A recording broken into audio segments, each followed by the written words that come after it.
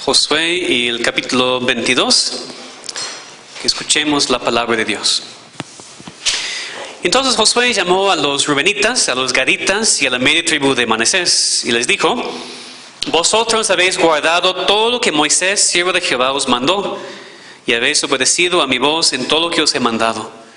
No habéis dejado a vuestros hermanos este largo tiempo hasta el día de hoy, sino que os habéis cuidado de guardar los mandamientos de Jehová vuestro Dios. Ahora pues que Jehová vuestro Dios ha dado reposo a vuestros hermanos, como lo había prometido, volved, regresad a vuestras tiendas, a la tierra de vuestras posesiones, que Moisés, siervo de Jehová, os dio al otro lado del Jordán. Solamente que con diligencia cuidéis de cumplir el mandamiento y la ley que Moisés, siervo de Jehová, os ordenó, que améis a Jehová vuestro Dios y andéis en todos sus caminos, que guardéis sus mandamientos y le sigáis a él, y le sirváis de todo vuestro corazón y de toda vuestra alma. Y bendeciéndolos, Josué los despidió y se fueron a sus tiendas. También la media tribu de Manasés había dado a Moisés posesión en Basán, mas la otra mitad dio Josué heredad entre sus hermanos a este lado del Jordán, al occidente. Y también estos envió Josué a sus tiendas después de haberlos bendecido. Y les habló diciendo: volved a vuestras tiendas con grandes riquezas, con mucho ganado, con plata, con oro y bronce y muchos vestidos. Compartid con vuestros hermanos el botín de vuestros enemigos. Así los hijos de Rubén y los hijos de Gad y la media tribu de Manasés se volvieron, separándose de los hijos de Israel desde Silo, que está en la tierra de Canaán, para ir a la tierra de Galad, a la tierra de sus posesiones, de la cual se habían posesionado conforme al mandato de Jehová por conducto de Moisés. Y llegando a los límites del Jordán, que está en la tierra de Canaán, los hijos de Rubén y los hijos de Gad y la media tribu de Manasés edificaron allí un altar junto al Jordán, un altar de grande apariencia. Y los hijos de Israel oyeron decir que los hijos de Rubén y los hijos de Gad y la media tribu de Manasés habían edificado un altar frente a la tierra de Canaán, en los límites del Jordán, del lado de los hijos de Israel. Cuando oyeron esto los hijos de Israel, se juntó toda la congregación de los hijos de Israel en Silo para subir a pelear contra ellos. Enviaron los hijos de Israel a los hijos de Rubén, a los hijos de Gad y a la media tribu de Manasés en tierra de Galad, a Finehés, hijo del sacerdote Eleazar, y a 10 príncipes con él, un príncipe por cada casa paterna de todas las tribus de Israel, cada uno de los cuales era jefe de la casa de sus padres entre los millares de Israel. Los cuales fueron a los hijos de Rubén y a los hijos de Gad y a la media tribu de Manasés en la tierra de Galad, y les hablaron diciendo: toda la congregación de Jehová dice así: ¿qué transgresión es esta con que prevaricáis contra el Dios de Israel para apartaros hoy de seguir a Jehová, edificándoos altar para ser rebeldes contra Jehová?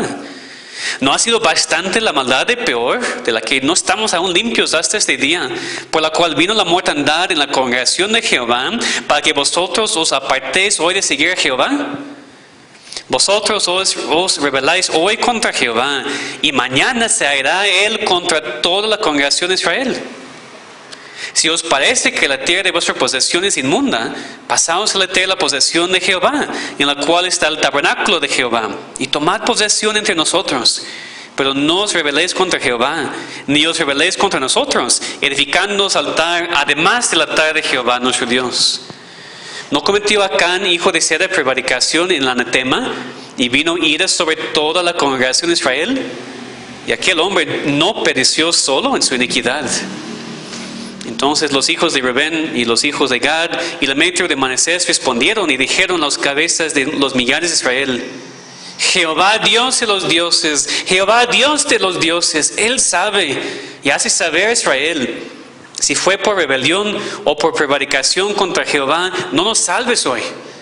Si nos hemos edificado altar para volvernos de en pos de Jehová, o para sacrificar holocausto, ofrenda, o para ofrecer sobre él ofrendas de paz, el mismo Jehová nos lo demande.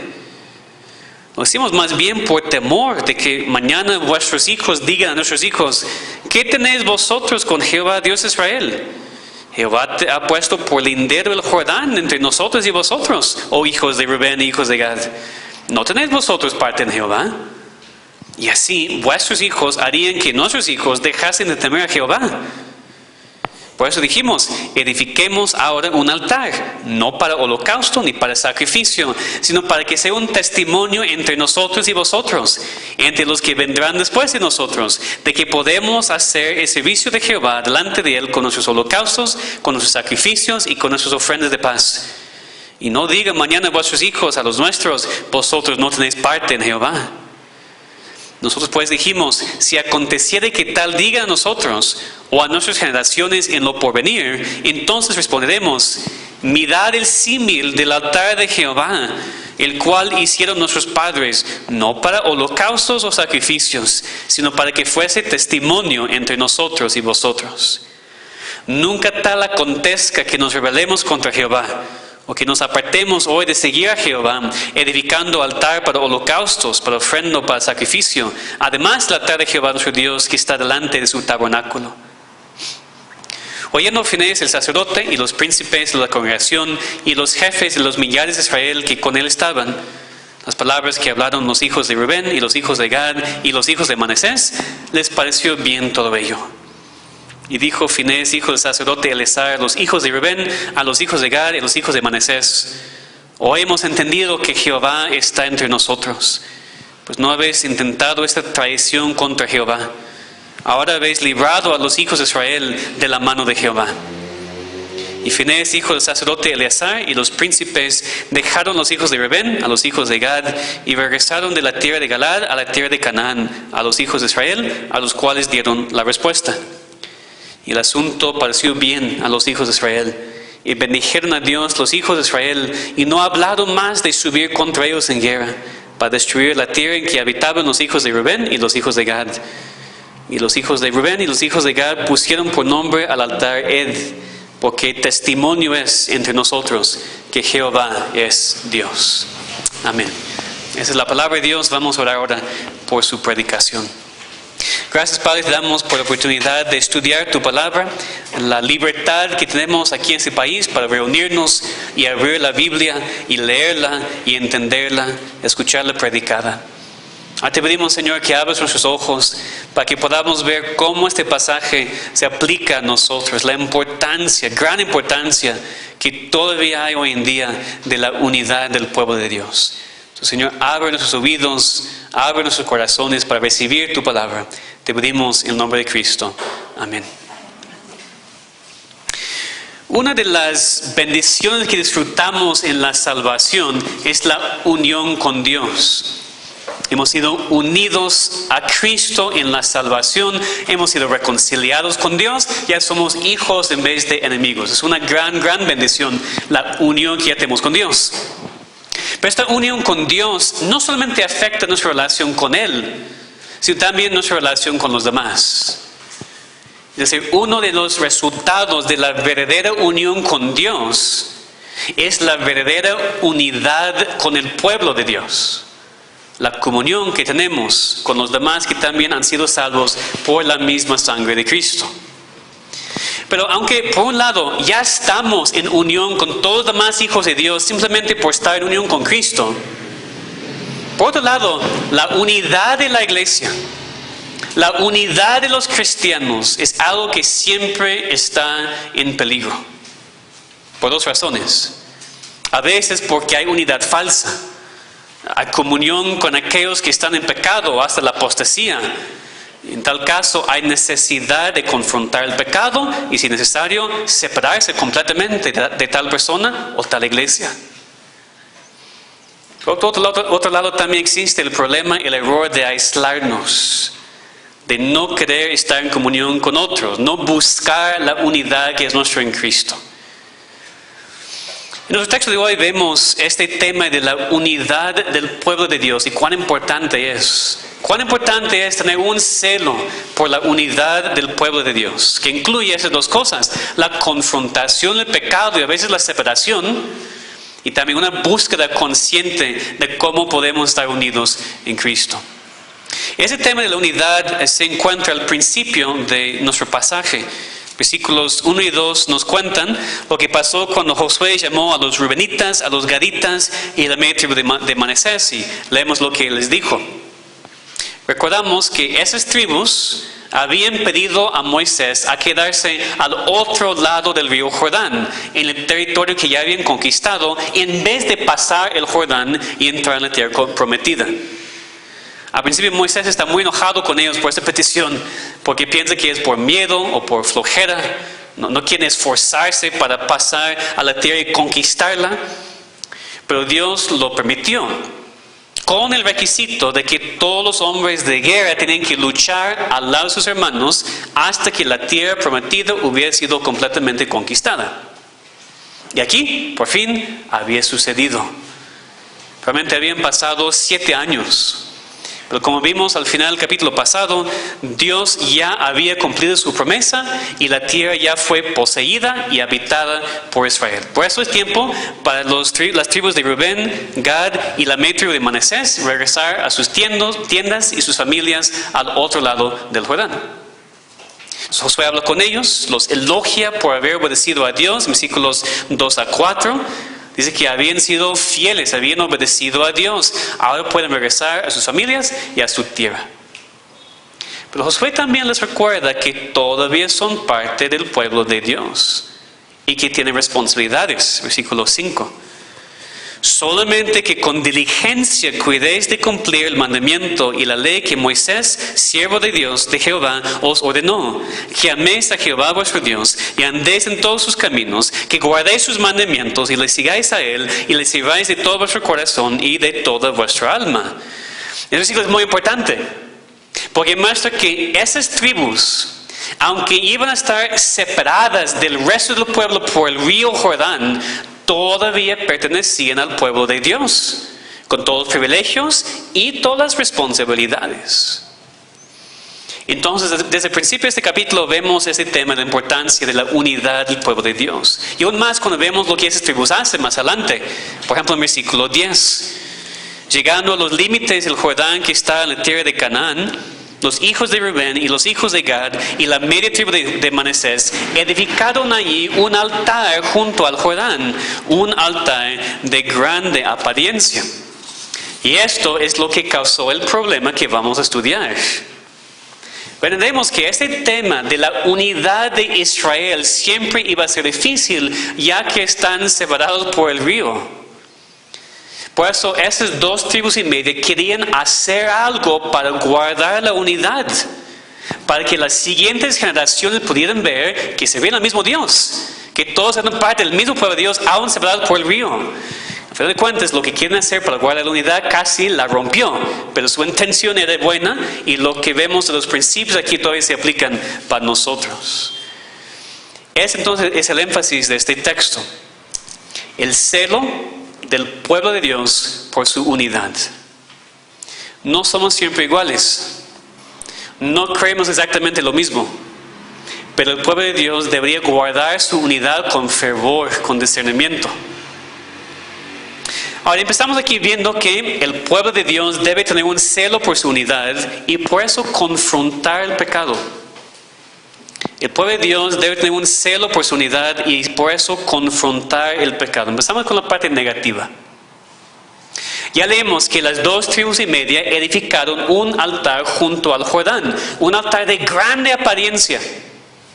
Y los hijos de Israel, es decir, las otras 9 tribus y media, se enteraron y pensaron que sus hermanos se habían desviado de Dios. Ahora, para entender eso, para entender por qué eso era tan terrible, porque pensamos, bueno, nada más construyeron otro altar, ¿qué pasó? Para entender el horror de las otras tribus a ver a sus hermanos construir otro altar, tenemos que recordar lo que Dios había mandado. En Levítico, Dios había dicho que cualquier persona que ofreciera holocausto o sacrificio en un lugar fuera del tabernáculo sería cortado del pueblo, excomulgado del pueblo de Dios. También Dios había mandado en Deuteronomio a solamente ofrecerle a Dios sacrificios en el lugar que Él había mandado. Ya vimos que el tabernáculo en ese momento estaba en Silo. Entonces solamente allá podían ofrecer sacrificios, en ningún otro lugar. Entonces cuando vieron que habían construido otro altar, inmediatamente pensaron que era para ofrecer sacrificios. Que esas tribus habían construido un altar más cerca para ellos, para no tener que juntarse con sus hermanos en donde estaba el tabernáculo. Y su reacción inmediata era juntarse para pelear contra ellos. ¿Verdad? Versículo 11, ellos se enteraron de lo que pasó. Versículo 12, cuando oyeron esto, los hijos de Israel, se juntó toda la congregación de los hijos de Israel en Silo para subir a pelear contra ellos. Que tal vez parece una reacción demasiado fuerte, ¿verdad? Una reacción extrema. La primera cosa en que están pensando es destruir a sus hermanos. Sí. Porque entendían cuán serio era rebelarse en contra de Dios. Sí, pensamos que es una reacción fuerte y extrema porque no entendemos cuán serio es el pecado. Porque lo excusamos y lo justificamos. Pero aquí entendían, eso es muy serio. Antes habían experimentado las consecuencias por eso, como van a decir más adelante. Y no quieren pasar por eso otra vez. Y por eso la confrontación en versículos 15 y 18. En donde confrontan a sus hermanos fuertemente. ¿Por qué están cometiendo esta transgresión, prevaricando contra Dios, apartándose de seguir a Jehová, edificándose altar para rebelarse contra Jehová? Recuerden a sus hermanos las consecuencias del pecado así. Lo que pasó en Peor, lo que pasó en Números 25, cuando los israelitas se habían juntado con las mujeres paganas y Dios mandó una plaga. Están diciendo, ¿ustedes quieren esto otra vez? ¿Van a adorar otros dioses y otra vez tener esas consecuencias? Que fíjense, dicen consecuencias que van a afectar a todos nosotros. Es lo que vemos aquí en versículo 18. Vosotros os rebeláis hoy contra Jehová y mañana se hará él contra toda la congregación de Israel. Ellos piensan que sus hermanos están en apostasía, que se han apartado de Dios y están adorando a otros dioses y dicen, no queremos sufrir esto otra vez. Lo que ustedes están haciendo va a afectar a todos nosotros. Aquí vemos entonces su motivo. ¿Por qué actuar así tan fuertemente? Su celo por Dios, por supuesto, pero ante todo su celo por la unidad del pueblo de Dios, porque reconocen que el pecado de algunos afecta a todos. Y por eso es el ejemplo de Baal Peor y más adelante el ejemplo de Acán. Recordemos lo que pasó con Acán, ¿verdad? Un hombre pecó y varios murieron. El pecado de uno o el pecado de varios, pocos, puede afectar a muchos. Aquí la nación, hoy en día la iglesia. Nunca cometes un pecado que solamente te afectará a ti. Nunca. A veces pensamos que sí, nadie más sabe. Algo que hago en privado. Y el pecado de uno o de pocos siempre afecta a los demás. Hoy no en cuanto a la nación, pero aquí en nuestra iglesia. Entonces era su celo para la unidad del pueblo de Dios que impulsó a estos israelitas a confrontar a sus hermanos. Ellos reconocen que por su pecado Dios va a estar airado contra todos. Y bueno, aunque resultó que no era pecado, que las 2 tribus y media nada más estaban construyendo el altar para un memorial, para un testimonio, los principios que vemos aquí son importantes. Su reacción en contra del pecado estaba bien. Pues gracias a Dios el pecado no había sido cometido como pensaban. Y vemos aquí la sabiduría de investigar, ¿verdad? Antes de actuar. También tal vez vemos la importancia de investigar antes de acusar. Aquí acusaron antes de tener toda la información, que hacemos nosotros también muchas veces. Pero su actitud estaba bien. Su corazón estaba bien. Su reacción al pecado estaba bien.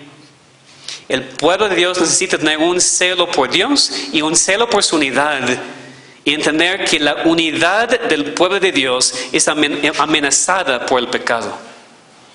Sí, porque eso es lo que muchos hoy en día no entienden. Piensan que cualquier confrontación con el pecado dentro de la iglesia o entre hermanos es una demostración de falta de unidad. Pero no lo es. La verdadera unidad de la iglesia o del pueblo de Dios en general es amenazada por el pecado. Y por eso el pecado tiene que ser confrontado. Y a veces es necesario una separación completa de una persona o una iglesia. Parece contradictorio, ¿no? Pero realmente así es. A veces lo que más guarda la unidad del verdadero pueblo de Dios es una separación de ciertas personas o grupos. Personas o iglesias que continúan en pecado y por eso amenazan la verdadera unidad del pueblo de Dios. Aquí Israel iba a separarse del pecado por medio de matar a sus hermanos. Gracias a Dios no fue necesario, pero sí tomaron en serio su responsabilidad. Hoy en día no vamos a hacer eso, no vamos a matar a nadie, ¿verdad? No vamos a matar a cristianos o supuestos cristianos por su pecado, pero a veces sí tenemos que separarnos. En la iglesia local o dentro de la iglesia local tenemos un proceso para hacer eso. Es la disciplina eclesiástica, la disciplina en la iglesia. Dios nos ha dado un proceso bíblico para confrontar a hermanos en su pecado para su restauración. Pero cuando no es posible, cuando no quieren arrepentirse, son excomulgados para guardar la santidad de la iglesia y así guardar la unidad de los hermanos. Cuando es pecado fuera de la iglesia local, es decir, es pecado con otros hermanos que no están aquí, tenemos los mandamientos bíblicos también de apartarnos de lo inmundo, que incluye a veces lo inmundo de iglesias supuestamente cristianas. Tenemos que entender que no cada persona que se llama cristiana es un cristiano. Y no cada iglesia hoy en día que dice que es una iglesia cristiana es una iglesia cristiana. Hay personas, iglesias hoy en día que no toman en serio el tema de la santidad. Hay personas e iglesias que tienen mucha asociación con el pecado. Y por eso, como cristianos y como iglesia local, lo que tenemos que hacer para guardar la unidad del verdadero pueblo de Dios es separarnos de aquellos que no están viviendo como el verdadero pueblo de Dios. Y en lo práctico, eso incluye, por supuesto, separarnos de la falsa doctrina, que está en la mayoría de las iglesias supuestamente cristianas en nuestro país. Pero también es separarnos de aquellos que con la boca afirman la sana doctrina, pero viven en pecado, que no viven en santidad. Pueden ser personas que se llaman cristianas o iglesias cristianas, pero cuando no toman en serio los estándares de santidad que encontramos en la palabra de Dios, requiere algún tipo de separación de ellos.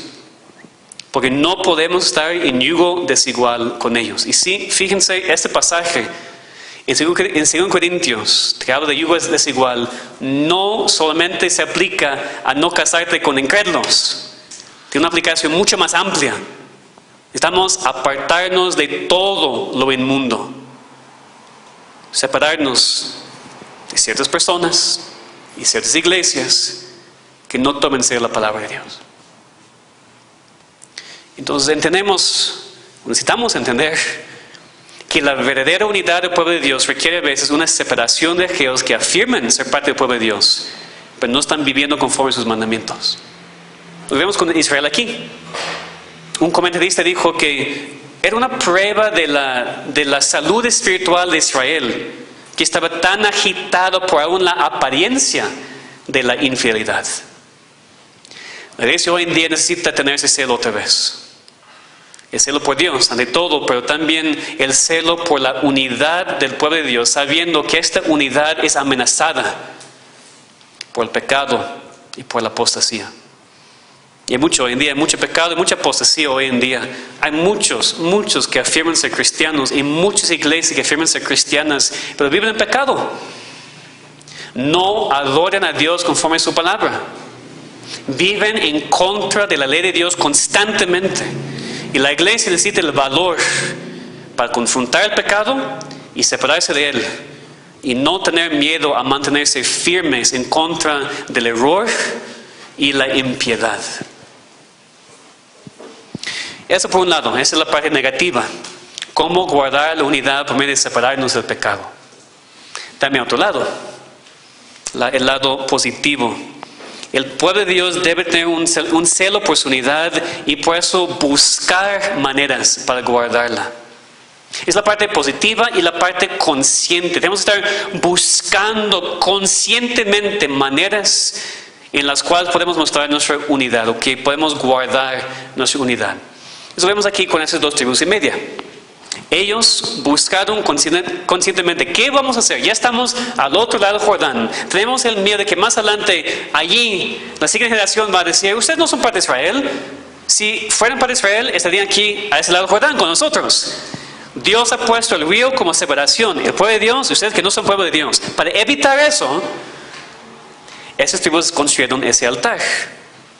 No para ofrecer sacrificios, como dijeron, sino como dice, un símil, un memorial, un testimonio. Este altar nos recuerda del altar, el único altar en el tabernáculo a donde vamos para ofrecer sacrificios.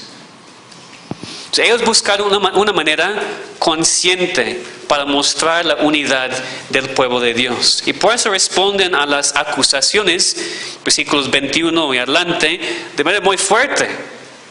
Al principio dicen, Jehová Dios de los dioses, Jehová Dios de los dioses, Él sabe. Y así se ve Israel. Está diciendo, Dios sabe lo que hicimos. Y no es lo que ustedes están diciendo. Explica en mucho detalle, versículo 24 adelante, lo hicimos por temor de que eventualmente ustedes nos van a decir que no somos parte del pueblo de Dios. Estaban pero muy preocupados para guardar la unidad del pueblo de Dios. Y por eso hicieron lo que hicieron. Fue malentendido, como ya vimos. Pero su motivación, su actitud, la razón por la cual lo hicieron, completamente correcto. Son muy claros en versículos 26, 27, que consideran el altar no para holocausto ni para sacrificios, sino para que sea un testimonio entre nosotros y vosotros. Lo llamaron Ed, versículo 34, es una palabra en hebreo que significa testimonio. Ese es un memorial. Es un testimonio, no es para adorar a ningún otro Dios, ni adorar al Dios verdadero en un lugar equivocado. Para recordarnos a nosotros y a ustedes que somos parte del mismo pueblo de Dios. Y cuando lo explican, los demás entienden. Finés y los líderes entienden, versículos 30 a 33, después regresan al resto del pueblo de Israel, explican lo que había pasado, todos están contentos, agradecidos a Dios que no tienen que pelear con sus hermanos, y ya continúan en paz y en unidad. También vemos una manera activa y consciente para buscar guardar la unidad de las 9 tribus y media en el versículo 19.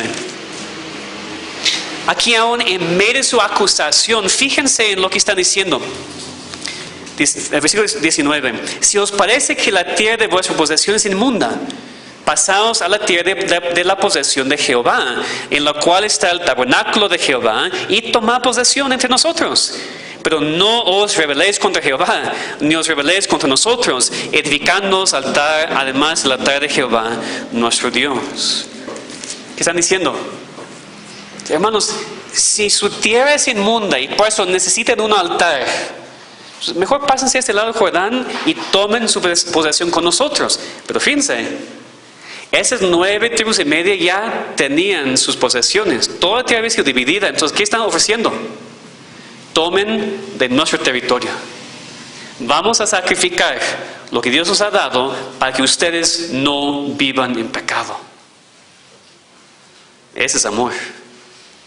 Es un verdadero celo por la unidad del pueblo de Dios. A veces decimos que tenemos. Sí, amamos a todos y amamos a nuestros hermanos, pero no queremos sacrificar nada. Ni tiempo, ni recursos, ni comodidad. Aquí tenemos un buen ejemplo de lo que significa amar a nuestros hermanos y mostrar la importancia de la unidad. Vamos a sacrificar lo que tenemos para que ustedes no tengan que vivir en pecado. Que Dios también nos conceda este tipo de actitud en nuestra iglesia. Entonces, lo que aprendemos de este pasaje.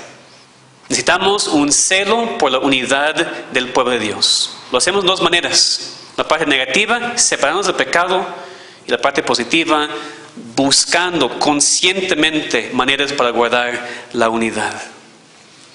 Hermanos, hay muchas cosas hoy en día que amenazan dividirnos. Muchas cosas. Antes del tiempo de la pandemia ha habido mucho conflicto y muchas divisiones en las iglesias del mundo en cuanto a temas como sana distancia, cubrebocas, cuándo la iglesia debería abrirse o cerrar. Obviamente, algunas de esas cosas son más importantes que otras, porque, por ejemplo, yo no entiendo para nada las iglesias cristianas y supuestamente reformadas que apenas están abriéndose después de más que un año. Es inconcebible. Pero por otro lado, el tema de los cubrebocas, por ejemplo, no es algo que debería dividir la iglesia de Cristo. No es algo que debería causar un problema en nuestra unidad. Si algunos quieren usarlos y otros no, ¿para qué causar problemas? O sea, hay cosas mucho más importantes. Necesitamos un celo, por eso uso la palabra, un celo verdadero para la unidad del pueblo de Dios. Y no solamente en cuanto a cosas que tienen que ver con la pandemia, sino a veces hay falta de unidad por cosas tan ridículas como el color y la pintura que usamos en las paredes de la iglesia. Literalmente hay iglesias que se han dividido por cosas así. Menciono eso porque no quiero que ya estando en el nuevo lugar que nos dividamos por cosas no importantes. Las personas pueden tener sus diferentes opiniones, está muy bien, pero no vamos a estar divididos por cosas que no son importantes. La unidad de la iglesia es más importante que nuestras preferencias. Otro ejemplo, deberíamos también trabajar para que personas que han estado en esa iglesia por años y personas nuevas puedan ya convivir, formar amistades y relaciones con hermanos en Cristo. No quiero que estemos juntos otra vez, pero en grupitos. Y lo estoy viendo otra vez aquí en la iglesia. Estoy viendo que entre la gente y hablan en sus grupitos y personas nuevas entran y se sienten. Algunos de ustedes son muy buenos para hablar con ellos y otros tenemos que trabajar en eso. También es un celo por la unidad del pueblo de Dios. Porque preferimos tener nuestra comunidad. Yo prefiero hablar con las personas que conozco bien. Es mucho más fácil para mí. Yo prefiero sentarme en mi lugar y ya. Es puro egoísmo, hermanos. Si tenemos un celo verdadero por la unidad del pueblo de Dios, tenemos que aceptar a todos los hermanos en la iglesia que vienen y hablar con ellos y formar relaciones con ellos. Una cosa en la cual tenemos que trabajar mucho en los siguientes meses. Porque Pablo nos manda en Efesios 4 a estar solícitos en guardar la unidad del Espíritu y el vínculo de la paz. ¿Por qué?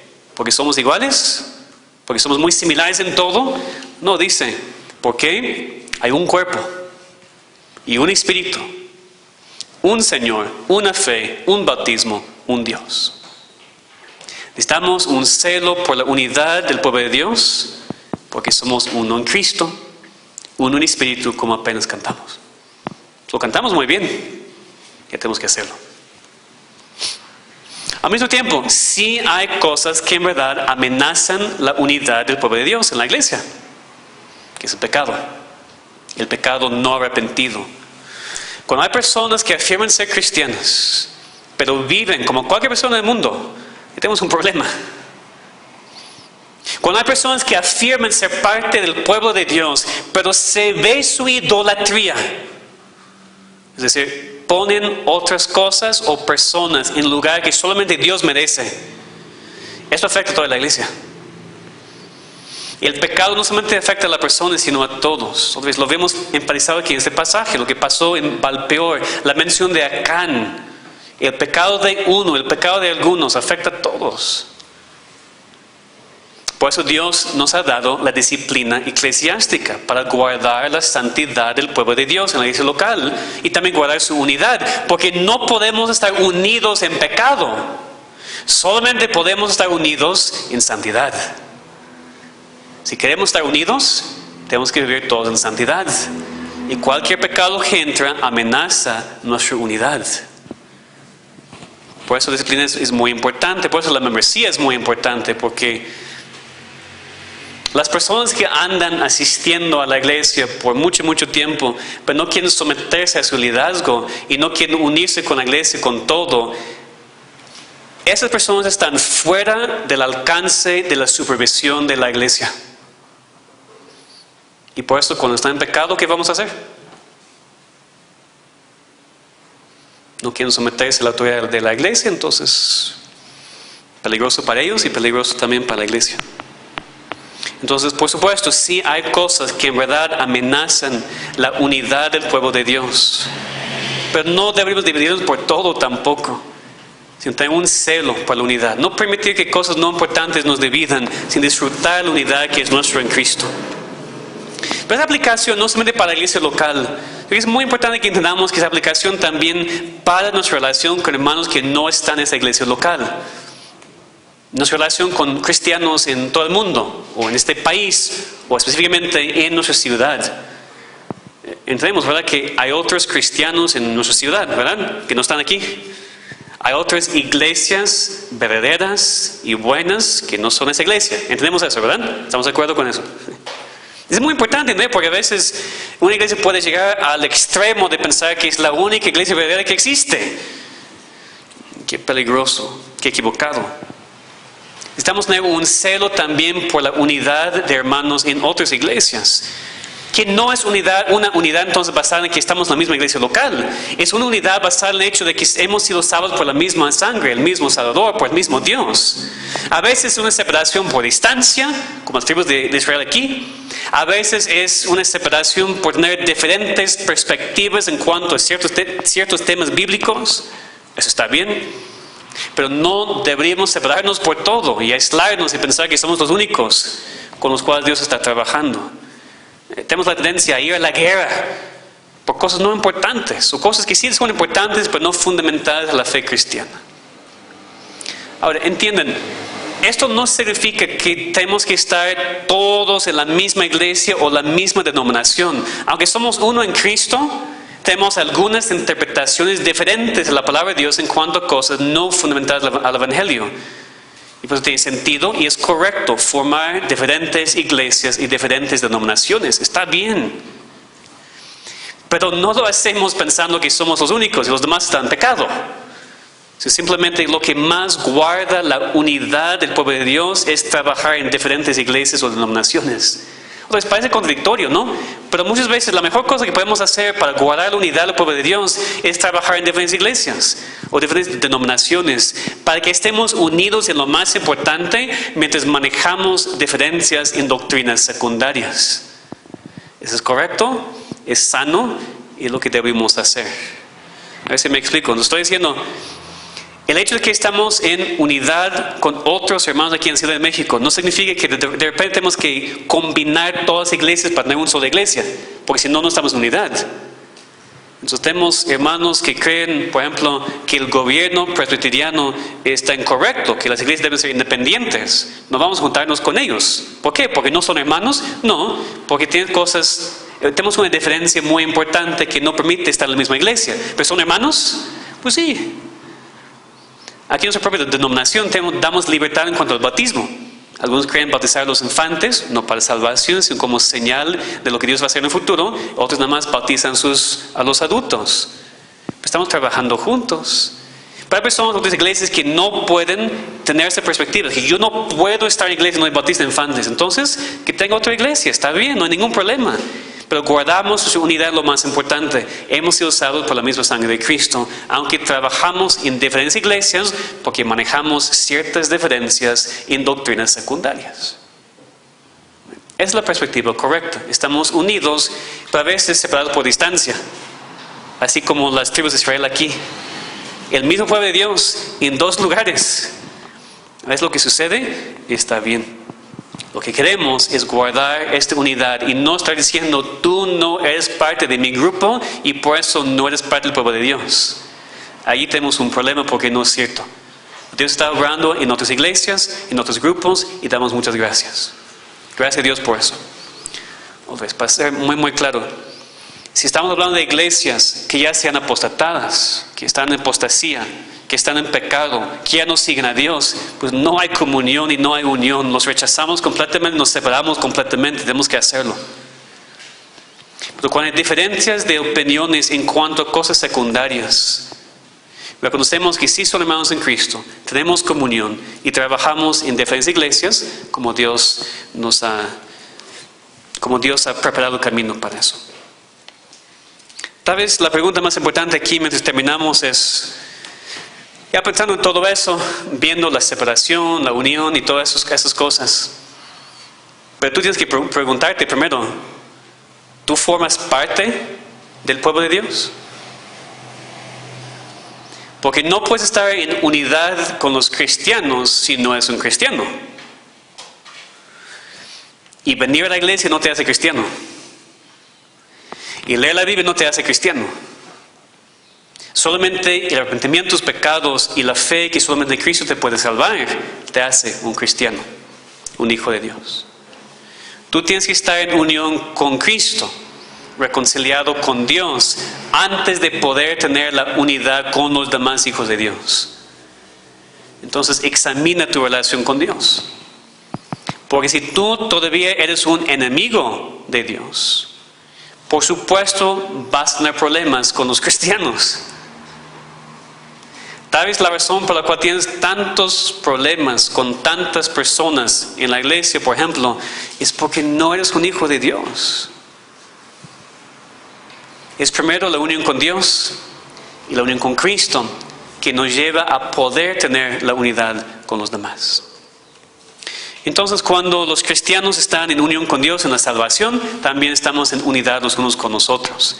La verdad, en la iglesia local y también fuera de la iglesia local. Queremos estar seguros que estamos adorando al mismo Dios. Cuando vemos algunas iglesias, no podemos decir que están adorando al mismo Dios. Son iglesias falsas.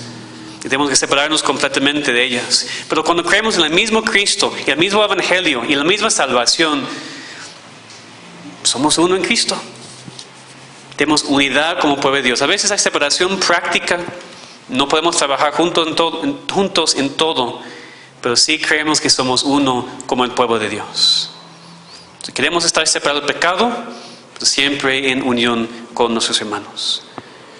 Y para la iglesia local, es muy fácil para nosotros dividirnos por cualquier cosa. Es fácil estar buscando ofensas, buscando razones para no pasar tiempo con la gente en la iglesia. Lo he visto a veces, ¿no? Que la gente es como cumple su deber de venir a la iglesia, pero no quieren hablar con nadie y dicen, no, pero todos me han ofendido y no me gusta nadie, no me caen bien nadie, entonces ya. Es muy fácil tener esta actitud y pensar que todos los demás están mal y yo no. Pero hermanos, lo que tenemos que nos une es más grande de lo que nos puede separar.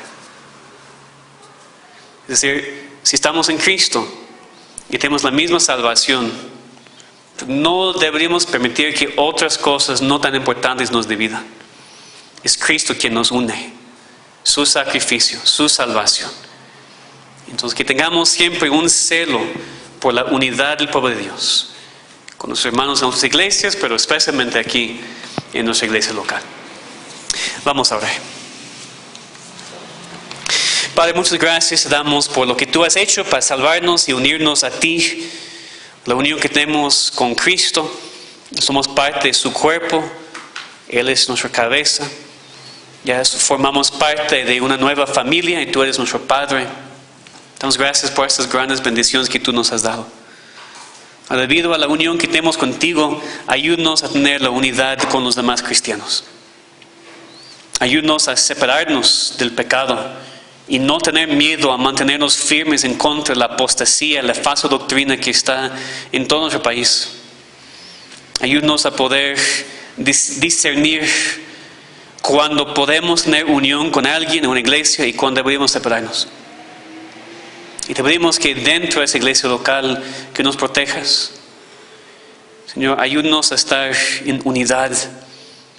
Te pedimos, Señor, que quites las tentaciones de ser tan fácilmente ofendidos. Sino reconocer que hemos sido unidos al mismo Cristo, al mismo Dios, y por eso no hay nada que pueda separarnos. Estamos con este mismo lazo de amor. Ayúdanos, Señor, a continuar creciendo en esta unidad que nos has dado como tu pueblo. Te pedimos en nombre de Cristo. Amén.